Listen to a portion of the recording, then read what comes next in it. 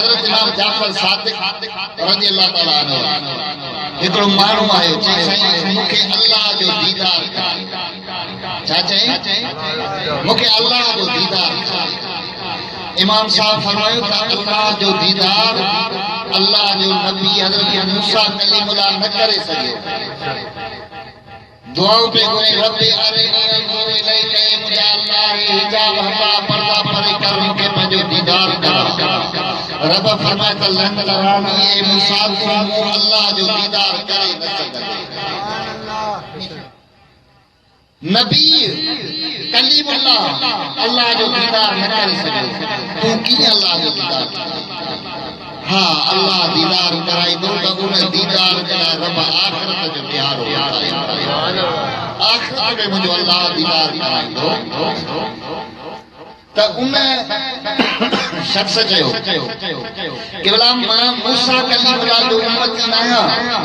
जो तव्हां मूसा कलीमुल्लाह जो मिसाल ॾेई था मूंखे सम्झायो मां उन नबी हिन मथे वारे अखियुनि सां डूबंदो मुंहिंजे अल्लाह जा दीदार मां उन नबी जो गुलाम ऐं कलमे पढ़ण वारो आहियां ऐं मूंखे अल्लाह जो दीदार इमाम साहब फरमाए त तूं दीदार न करे सघंदे अल्लाह तबारक व तआला आखिरत जो ॾियारो दीदार लाइ मुक़ररु कयो उन शख़्स इसरार कयो आखिरकार इमाम साहब उन जे इसरार खे ॾिसी छा कई जो उन शख़्स खे वतई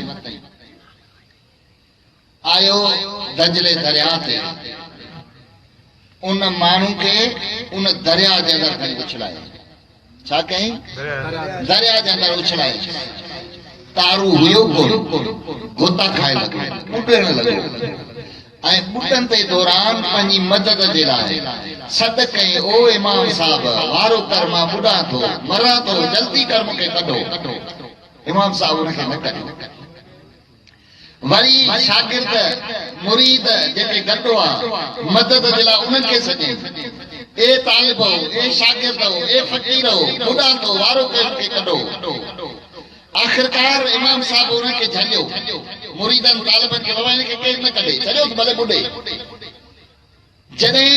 उहो गोता खाइण लॻो उनजो साह अणकरीब निकिरण ते अची पहुतो इमाम साहब हुनजी जो दाद न कयो न कढियईं शागिर्दनि खे मन कई न कढियईं मुरीदन न कढियो हाणे उहो ॿुॾण वारो माण्हू दुनिया जे इन्हनि माण्हुनि खां नाउमेद थी कटिजी वियो चवण लॻो हे मुंहिंजा अल्लाह हे मुंहिंजा रब करीम तूं ई मुंहिंजो ख़ालिक तूं ई मुंहिंजो मालिक हाणे मां ॿुॾां थो तूं मुंहिंजी वाहर इमाम साहब मुंहिंजी वाहर न कई मुरीदनि शागिर्दनि मुंहिंजी वाहर करे मूंखे ॿाहिरि न कढियो हे मुंहिंजा रब करीम तूं मुंहिंजी वाहर कर मूंखे ॿाहिरि कढ जॾहिं उन ॿुॾण वारे अल्लाह ते तवजह कयो रब जी ज़ात ते मुतवजह थियो पोइ हुन दुनिया जे माण्हुनि जा उमेदूं जॾहिं कटिजी वियूं वञूं नाउमेद थी वियो हाणे इमाम साहब चयो जल्दी कयो हिनखे ॿाहिरि उन शख़्स खे ॿाहिरि कढियो बेहोश हशी जे आलम में थी वियो कुछ देर खां बाद में जॾहिं उहो होश में आयो त उहो शख़्स उथी इमाम जाफर सादिक जे क़दमनि ते किरी पियो ऐं हथ चमण लॻो माण्हू चवण लॻा त बाबा इमाम साहब तोसां ज़ुल्म कयो तोखे ॿोड़े पियो तॾहिं घर तुंहिंजो साह निकितो हो ऐं तूं वरी इमाम साहब जा हथ तो चुमी पेर तो चुमी एॾी इज़त आदरबाद करी त उन शख़्स चयो त इमाम साहब जॾहिं मूंखे दीदार इमाम साहब खे चयोसीं तव्हां हिनखे कीअं अल्लाह जो दीदार करायो इमाम साहब फरमाए त हा हिन मूंखे ज़ोर भरियो मूंखे इसरार कई साईं मूंखे अल्लाह जो दीदार करणो आहे मूंखे रब जो दीदार करणु मूं हिनखे मन कई न मुड़ियो पोइ ॾिठमि त हाणे हिन जो हल को कढां पोइ इहो तरीक़ो हथ आयमि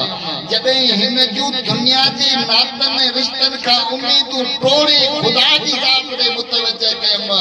जॾहिं दुनिया जा नाता रिश्ता उमेदूं सभु कटिजी वियूं हलियूं ख़ुदा ते मुतवजह थी अल्लाह खे पुकारण लॻो हिन आलम में मूं ॾिठो त हाणे हिन जो कमु थी वेंदो हलियो अल्लाह बि अहिड़ी महिरबानी कई जो हिनखे पंहिंजे दीदार